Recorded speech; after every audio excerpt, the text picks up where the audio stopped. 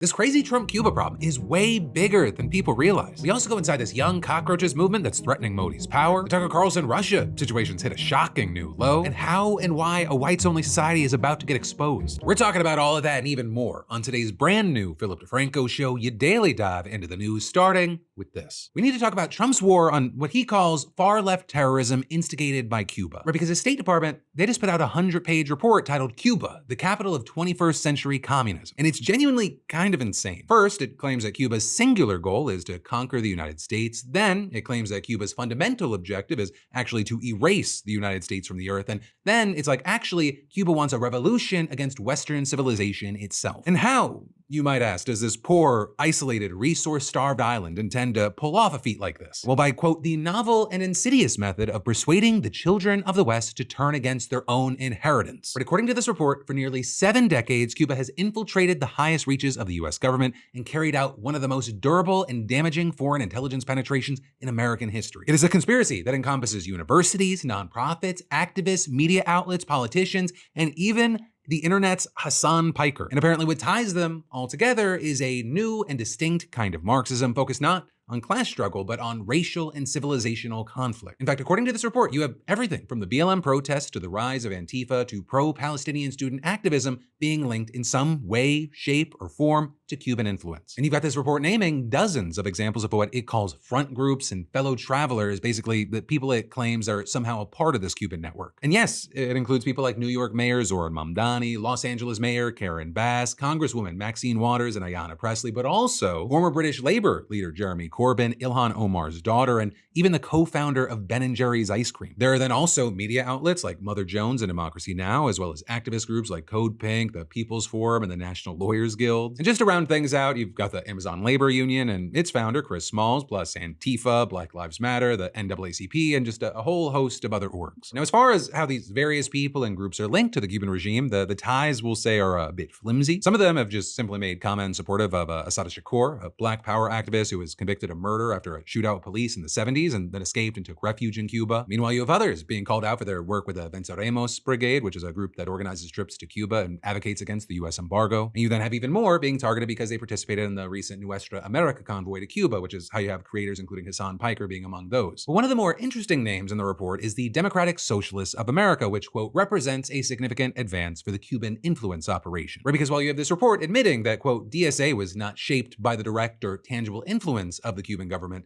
it still insists that the group is part of this so-called network because it freely adopted the ideology. Which, if to you that sounds like, hey, isn't that kind of like the criminalization of free speech, you wouldn't be alone in having that thought. This is a gross violation of the First Amendment. This is a not so subtle way of bringing McCarthyism back to the United States of America. And the targets are, ironically enough, also identical. History doesn't often repeat, but it rhymes, is what they say, right? It's a cliche. Well, right now, history isn't even rhyming, it's just repeating. And he's by no means the only one drawing a comparison to the Red Scare. In fact, even the report itself credits blacklists, McCarthy-era investigations and prosecutions, and a slate of anti-communist laws for weakening the American Communist Party in the 1950s. And you also have our Secretary of State, Marco Rubio, ringing all the old bells last week during a summit on political terrorism, right? The paranoia, the guilt by association, the fear-mongering about an organized transnational conspiracy. These are not distinct and isolated cells. They are interconnected networks. They do not recognize our borders. They do not believe, in fact, in the nation state itself. They coordinate, they communicate, they travel, they train, and they act together, sharing the same infrastructure, sharing the same enemies, sharing the same mission. Yet if you're wondering with all that who they is, Rubio wasn't exactly very clear. Right? Most of the examples both he and his department's report gave you, it came from the 1960s and 70s. Groups like the Simeonese Liberation Party, the Weather Underground, or the Black Panthers. And then you have them just seemingly transitioning from there was left-wing terrorism to there is left-wing terrorism in a sleight of hand that's kind of easy to miss if you're not listening for it. Between 1970 and 1980, 93% of terrorist attacks in the West came from the far extremist left. These are numbers that would shock most Americans today because we've been taught to believe that this kind of political violence, it simply doesn't exist or it's being exaggerated. But it does exist.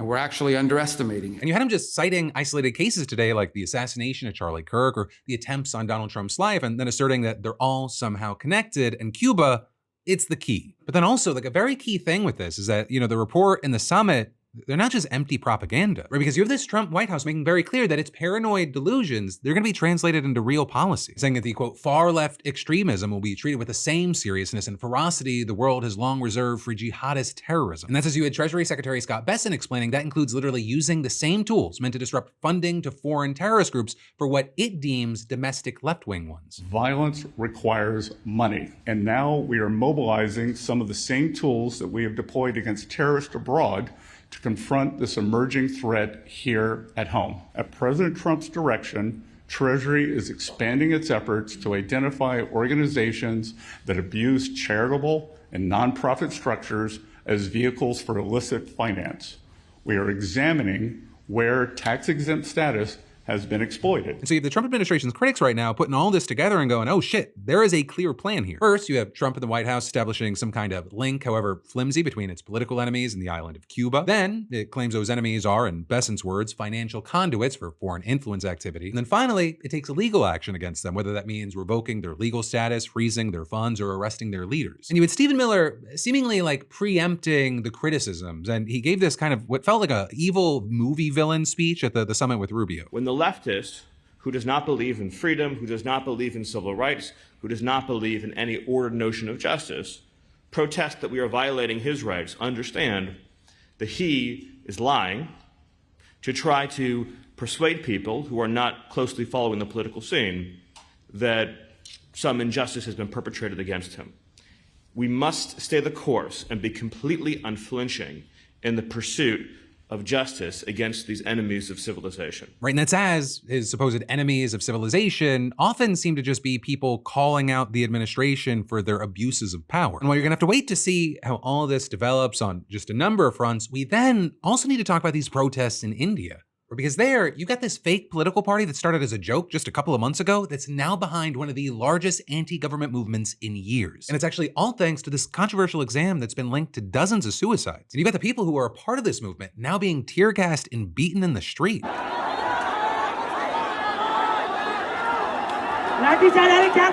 So this all goes back to May, when you had the country's Chief Justice comparing the country's unemployed youth to parasites and cockroaches during a Supreme Court hearing. And you then had 30-year-old Abhijit Deepke, who recently graduated from college in the US, jokingly putting out a call on social media, writing, what if all the cockroaches came together? And he then launched the Cockroach Junta Party, or the CJP, where it was meant to satirize Prime Minister Narendra Modi's ruling BJP party. And you actually had the CJP's new website showing a manifesto targeting Modi's government and slogan, a political party for the people the system forgot to count. And within just 2 weeks, you had the CJP's Instagram page having over 22 million followers. That's more than double the BJP, which markets itself as the world's largest political party. And so you had Modi's government actually try to block the CJP's social media accounts on the basis of national security, which has kind of been this common excuse for Modi to crack down on speech in the past. You've had him ruling the country for 12 years, and over that time, he and his party have steadily consolidated their grip on power at national and state levels. Power, you've had them often use to suppress dissent, including by routinely prosecuting and jailing critics and political opponents. But the CJP, its focus, at least on the surface, is on one very specific issue, something called the NEET, or which is the mandatory entrance examination for undergraduate medical programs in India. And this thing, it's very difficult, and it's incredibly competitive, with more than 2 million students vying for only around 130,000 spots. And that means that many families, they spend their life savings and incur massive debt to pay for their children to privately be tutored for the exam. In fact, more money is now spent in India on private tuition than the government's entire higher education budget. And a huge key thing with all this is that back in May, more than 2 million students who took the test found out that they'd have to retake it because the results have been leaked and sold online. And that's actually something that's happened several times in the past now, and it's reportedly contributed to dozens of young people taking their own lives. But also this time, as I mentioned, the test cancellation was followed by those comments by the Chief Justice, and then you had the creation of the CJP, which quickly called for the Modi government to be held accountable and for the education minister to resign. And also, of course, another big key thing that we have to mention here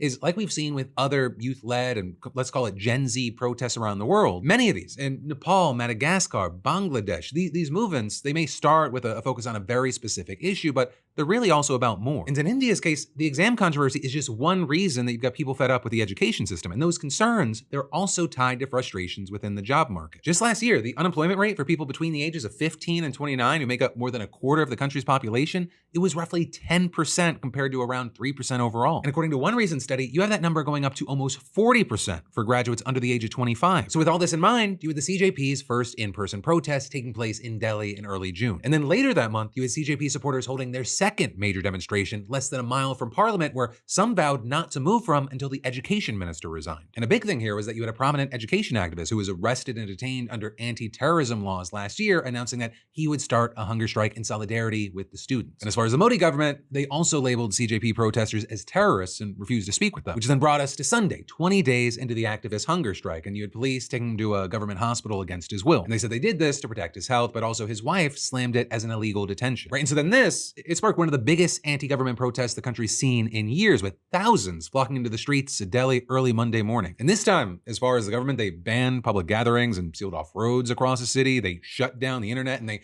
funneled protesters into an area about a mile away from Parliament. But then people, they just kept showing up, and by early afternoon, more than 20,000 people were estimated to have gathered. And you had attempts by some to move towards the Parliament building. They were met with tear gas and beaten with batons, with at least 60 arrested according to the lawyers that were representing them. And that's as you had Indian media reporting that at least 100 people had been brought to 2 hospitals in Delhi, with security forces claiming that over 100 of their members were injured as well. And while the Modi government did also finally agree to meet with the CJP, the two sides reportedly chatted for only about 10 minutes. And you had the CJP saying that they presented their demands and that no commitments were made. And you then later had the group claiming that the protests would continue, at least until the education minister stepped down, or with several hundred remaining camped out at the protest site into today. And they also weren't alone. You had an opposition lawmaker and several lawmakers from his party also staging a sit-in protest outside of Modi's home and calling on him to step down. And while very notable, I will say it is not clear right now if this movement, it poses an existential threat to Modi's power. But also with that, I'll say that that's kind of the situation with any spark or sparks. If and how and when they catch fire, that can be a hard thing to predict. But the fact that this has gotten so much attention, you have people jumping on board, at least online, it just becomes a question of, will we see more of it flood into the streets? And if so, what does that look like? And then I've got more for you to dive into in just a minute. But first, let me thank a sponsor and say, if whatever's closest has become your meal plan, some Doritos are doing way too much of the work, today's sponsor, Factor, it's for you. Factor delivers fully prepared meals straight to your door so you can grab something delicious and substantial instead of asking Doritos to cover another shift. The meals, they're designed by dietitians and crafted by chefs, which means that they're convenient without tasting like the backup option. You just heat one up for about 2 minutes. No prep, no dishes. The ginger teriyaki salmon, that's, I will say, been the go-to lately. It's delicious, it's filling, it doesn't leave me feeling like I need to immediately find a couch. And Factor's meals, they arrive fresh, never frozen, and there are more than 100 rotating options each week. So whether you're in the mood for something high protein, calorie conscious, or just something that sounds really good, there's plenty to choose from. The meals are made with lean proteins, colorful vegetables, whole food ingredients, and healthy fats. And they're made without artificial colors or sweeteners, high fructose corn syrup, or refined seed oils. For me, Factor is less about replacing cooking and more about having a great meal ready when cooking's just not gonna happen. So hey, head to factormeals.com/DeFranco50 off and use code DeFranco50 off to get 50% off plus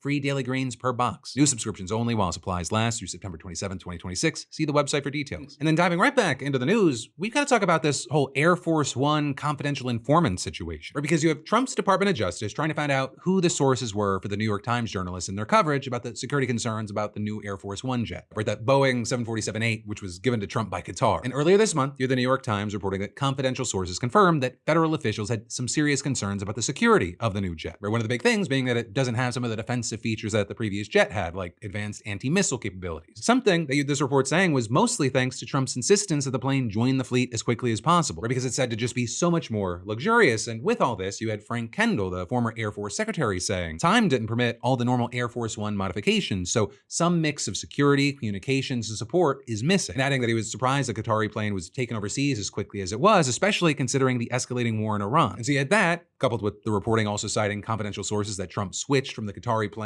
back to the old Air Force One when he left Turkey on the 8th, apparently really pissing Trump off. Because he had him ordering FBI Director Kash Patel to oversee an investigation to find out who those confidential sources were, which then led to an avalanche of subpoenas. Several times journalists served subpoenas that tried to order them to testify before a federal grand jury in Manhattan. Some, they even had federal agents show up at their door. The Times then pushing back against the administration, essentially telling the DOJ where they could shove it, specifically saying the appearance of federal law enforcement agents on the doorstep of news reporters should shock the conscience of any American who believes in the Constitution and the press freedom it protects. Adding, this brazen act should be seen as nothing more than an attempt to prevent the public from knowing what is happening in their country by intimidating journalists from doing their job. You had the DOJ responding by saying it's not the reporters they're targeting, but rather their sources, or rather as they described them, those leaking classified information. And a spokeswoman for the department added, "We value and appreciate the important role that the press plays in this country, but DOJ also plays an important role to make sure that the people entrusted with our nation's secrets do what they're supposed to do with that information." And in fact, now, as I'm recording this, we've just learned that the DOJ took things to a whole new level by getting subpoenas seeking several journalists' phone and text messaging records. And actually, not just from the journalists themselves, but also from their family members, including two of the journalists' spouses and even another one's mother. And so with this, you have the Times filing to squash the new subpoenas over the weekend with a motion getting unsealed yesterday, and that is on top of their other motion filed last week to squash the grand jury subpoenas. And also a thing we've seen in the most recent filing is that the Times argued that the DOJ violated its own guidelines for media subpoenas because it waited a week to notify them about the phone record requests. We're saying that this whole thing, it's nothing more than, quote, a bad faith effort to intimidate the journalists and chill their ability to report on the administration. Especially considering that two of the phone record subpoenas date back to way before the incident the administration claims that it's investigating. You have the Times saying that the DOJ is requesting phone records all the way back to January 1st. That's months and months before the Air Force One reporting was even kind of a twinkle in anyone's eye. And so you have the motion reading, that time frame strongly suggests that the department is using this investigation not to focus on any purported concerns arising from the July 8th and 9th articles, but instead to forage for information about the journalist source relationships more broadly. Which I'll say, it doesn't feel baseless or like it's even coming out of nowhere. The Trump administration has been waging war on the free press since, he got back in office, especially regarding confidential informants. Back in January, you had the FBI searching a Washington Post reporter's home and seizing all of her electronic devices as part of a leak investigation. And then, of course, there's the whole Pentagon press corps dumpster fire, and that's without mentioning Trump's own lawsuits against the Times and the public threats that he's made against the so-called fake news media or anyone who doesn't report on him favorably. And the examples there, it could just go on and on. But trying to force journalists to reveal their sources using a subpoena, it's definitely rare, even in these days. And so that's why you have so many people that live in this space saying it's an unprecedented escalation, and you have media advocates sounding the alarm. Or you've got people like Frank Cessno, a former CNN White House bureau chief and current public affairs professor at George Washington University, saying they have used the levers of power to intimidate and demonize professional journalists who report stories that are unfavorable to the administration's desired narrative. Don't like a poll? Sue the Des Moines Register. Don't like the way an interview is edited? Sue 60 Minutes. Don't like the coverage of the gifted Air Force One? Order the FBI to investigate and subpoena the journalist for what it is, by the way, a story that is in the public interest. And he added that it's even more concerning that this investigation and subpoenas are coming out of the White House specifically, saying it, quote, graphically illustrates the pressure and influence the White House and president have on law enforcement. Because many have forgotten about this in the day and age of a Trump presidency, but the DOJ is supposed to stay independent of politics and driven only by the facts. But also, while we wait to see what happens here and you have Trump trying to bend traditional news outlets to his will, we should then also talk about how one of the biggest voices in alternative media, they're bending over for a different dictator. Because you've got Tucker Carlson remembering who he is at his core, and so he's spreading blatant Russian propaganda again. And it's something that not enough people outside of his sphere of influence are noticing or talking about right now. And it's important because it gives you a little insight into where things might go, right? Because yesterday, on an episode of his podcast, you had Tucker doing this lengthy interview with Steve Jeremy. Right? And if you're unfamiliar, he's this retired Royal Navy Commodore who's become known for pushing pro-Russian narratives. And while you've had him pushing a wide range of ideas, his basic thesis is that Russia is fighting a justified defensive war for its own survival. Right? He claims that the West has actually provoked the war through NATO expansion and rhetoric from EU leaders about breaking up Russia, arguing that the country faces a clear existential threat to its statehood. All while he argues that Western countries have also failed to understand Russia's objectives, which has resulted in strategic failures that prevent them from ever winning the war, and so the best path forward is to just negotiate Russia's terms. And you have him claiming that failure to do so risks drawing Europe into a much bigger war that they won't be able to win because the EU lacks the capabilities to defend itself against Russia. Though a big key thing for you to understand is that basically all of that has been thoroughly and widely disputed by experts. For one, the overwhelming consensus is that Russia's invasion of Ukraine was a clear violation of international law, with most international scholars rejecting this idea that the war is defensive, noting that even if Russia did have some legitimate security concerns, they do not justify the full-scale invasion of Ukraine or Russia's sweeping territorial claims. But of course, the reality on the ground, it didn't stop Tucker from blasting these pro-Russia talking points out to his millions of subscribers. And you had Tucker just openly embracing the argument that Russia, they're just acting in self-defense. That has always made sense to me. If foreign leaders gave speeches calling for the breakup of the United States, I would, of course, do everything I could to support the defense of the United States. I would see that as existential. If someone said we're going to break up the UK, you'd probably take up arms in its defense, of course. So I've understood that since the first day. You also had Tucker painting Western leaders as intentionally hostile liars and arguing that they deliberately sought and actively provoked the war. What I don't understand is the motive of the liars. Like, why do European leaders seek a war with Russia? Why do American leaders seek a war with Russia? I mean, these are not stupid people, and yet they are hell-bent on destroying their own countries in the service of this war against a country that doesn't need to be our enemy. I mean, it doesn't make any sense. You also had him praising and echoing Germany's claim that NATO is the real reason Russia started this war. I've often thought that one of the biggest problems is NATO. NATO at the moment is a bit of a self-licking lollipop. But what I once said, NATO exists to confront a threat which is created by its own existence, Right. yet doesn't have the power to confront the threat that its existence has created. So I think NATO, to my mind, is a key part of the problem here. And what a beautiful formulation that is. NATO exists to confront the opposition it's created, but doesn't have the power to successfully resist that up. I mean, that's the truest thing I've heard today. Yeah. What you saw from many being the craziest moment from the whole interview, and really what's gotten the most traction online, was this moment. I understand why the European populations are Russophobic, because the propaganda has played upon their best qualities. Russia is seen as the aggressor, Ukraine as the underdog. I think Europeans in general root for the underdog. That's a sign of their decency. It's also you're allowed to hate Russians because they're white, so you don't have to feel guilty about painting them as animals. You're not racist when you do that. I understand all of that. And they just don't know any better because Europe is a biosphere in its media. Like, no outside information comes in, right? Of course, same in the United States. And then you had another notable moment when he took a very direct jab at Trump. My sense is that Trump's views are irrelevant. I don't think he was for this war with Iran. He did it anyway. He's utterly controlled. So there's that. J.D. Vance is the only person I'm aware of in American national politics with any power at all, to the extent he has power, who would oppose this. But I don't see anyone other than J.D. Vance.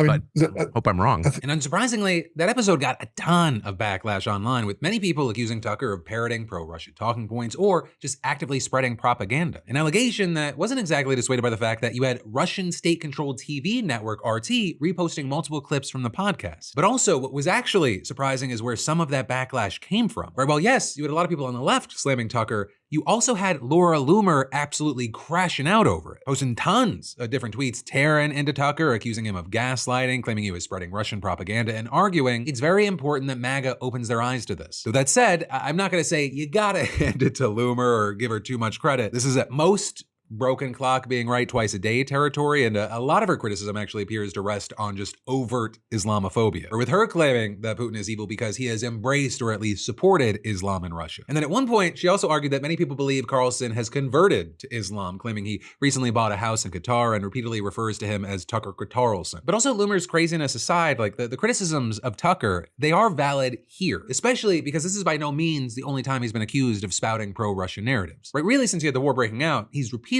spread various Russian talking points. And of course, back in 2024, he traveled to Russia to do an interview with Putin that received sweeping backlash, with people on all sides accusing him of providing a platform for a murderous dictator to spread brazen Russian propaganda to American audiences. But it is important to flag this latest episode for a few reasons. First of all, I think it's just necessary to call out every instance of major thought leaders spreading propaganda when we can, especially because despite all the backlash, you also had a ton of people on Twitter sharing and repeating the talking points that Carlson was pushing. But also beyond that, Tucker's pivot away from Trump and the condemnation of the Iran war, it's made it seem like he is a more sensible authority figure. And so it feels very important to remember that he has consistently spread conspiracy theories and acted as a megaphone for dangerous ideas. And then there's even more that we got to dive into in just a minute. But first, let me thank a sponsor and say, Brain.fm, it helps me get past the hardest part of working, convincing my brain that we are in fact starting now. Somehow opening the document, that's easy. Actually focusing on it, that's an entire negotiation. But Brain.fm, it's not just background music. It's audio engineered by neuroscientists to help support focus, creativity, relaxation, sleep, whatever mode your brain needs. It uses patented neural phase logging technology, which is a just kind of very scientific way of saying the audio is designed to help your brain stay on task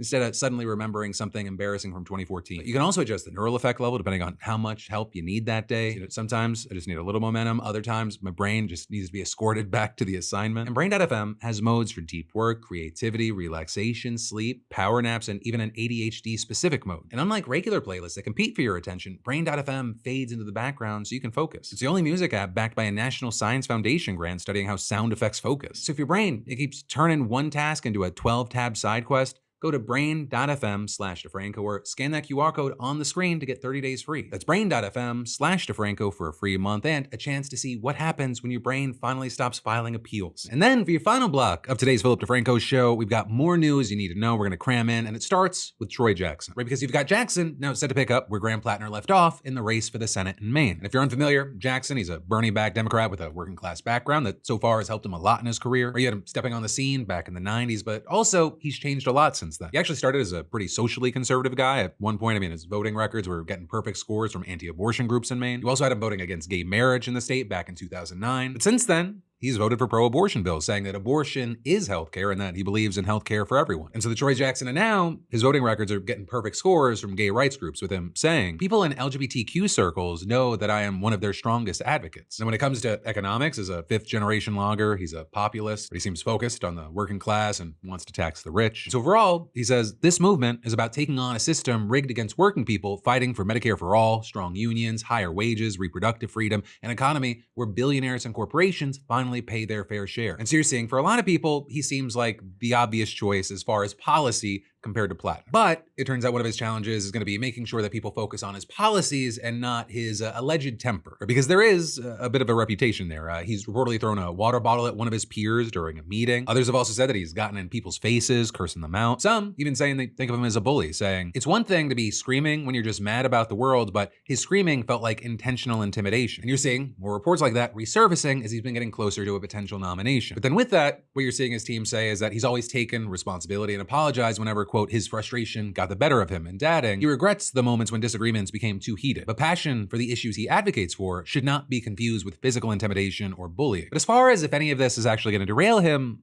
who really knows? For some, those instances in the past might represent something they don't want to see in a representative. But for others, they might just see passion from a person they want to see as a fighter in Congress. And honestly, something we've seen post-Platner allegations is a lot of people kind of just want Platner's policies without any of the Platner baggage. Baggage that to many Republicans made Platner very beatable by Susan Collins closer to the election. Then also in the news, this whites-only separatist group, they're being threatened with a lawsuit that could expose every one of their secrets. Because this is Eric Orwell, the founder of Return to the Land, which you've had since 2023, operating 2 communities in Arkansas that are designed to be exclusive to straight, white Christian people. And they're actively trying to set up 4 more with long-term goals of creating cities of thousands. And so far, you've had them raising over $200,000, and one of their communities is over 40 residents living in makeshift cabins, including 12 kids that many people argue are being actively indoctrinated. And not least among their goals is installing a Hitler 2.0. And so it's natural that we get excited thinking about, oh, well, maybe we'll get like Hitler 2.0 and he'll just fix everything. We'll have a dictator that will just fix the country from the top down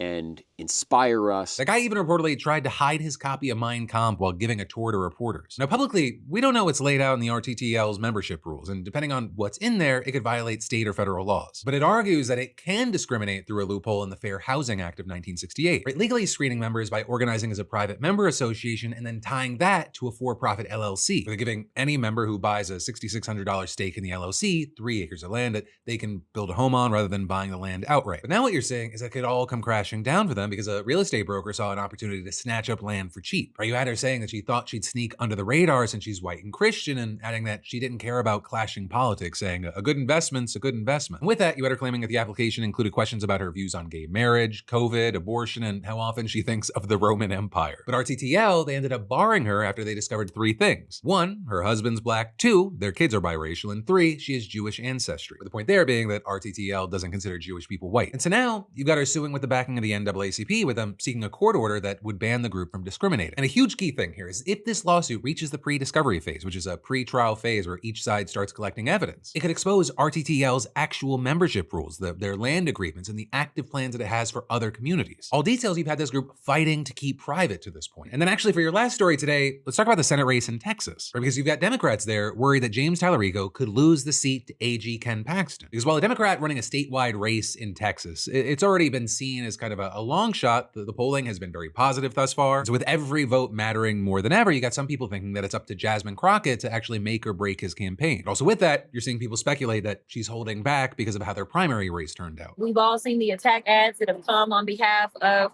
my primary opponent, the ads that are darkening my skin, and this continual kind of, if she wins, we lose.